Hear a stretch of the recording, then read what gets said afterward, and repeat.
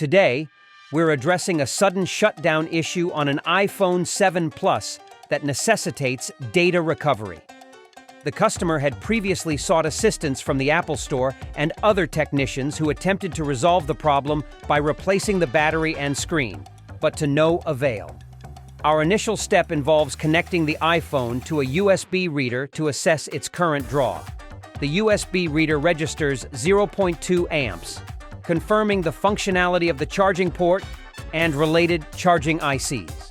Moving forward, we connect the phone to a power supply, selecting the appropriate connector for the iPhone 7 Plus, and directly linking it to the battery connector. Upon connection, the amps surge, triggering the power supply's fan to prevent overheating, an indication of a short circuit on a main power supply line. The iPhone 7 Plus has three main power lines on the motherboard: PP-BAT-VCC, PP-VDD main, and PP-VDD boost. These lines provide crucial voltage to various components, ensuring the phone's proper functioning. Examining a properly functioning motherboard, we observe that when connected to a power supply, the amps stay at 0, meaning the power lines are not shorted to ground. Now we return to our customer's motherboard and put it under the microscope, set our multimeter to diode mode, and check for shorts on the three main lines. We use the diagram as a guide to know where to test.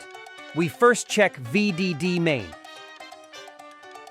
and it gives us a reading of 0.640.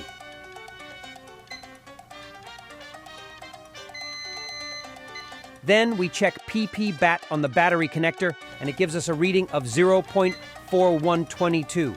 Now we go to the last main line, VDD boost, and this one is giving us 0, indicating a short to ground. Next, we connect our multimeter probes to the power supply, apply freezer spray to the areas where VDD boost has components, inject voltage, and add freezer spray at the center of the motherboard.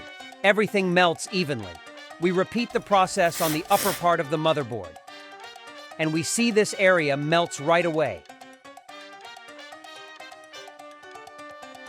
We check the diagram and notice that there is a capacitor that belongs to VDD boost. We also observe that a previous tech removed another capacitor and damaged part of an IC. So we remove the capacitor, test it for continuity, and find that it has continuity.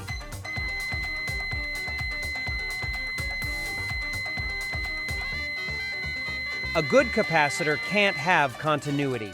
This was the cause of your issue. Now we clean the area, remove, install the new capacitor, replace the IC, and put back the missing capacitor.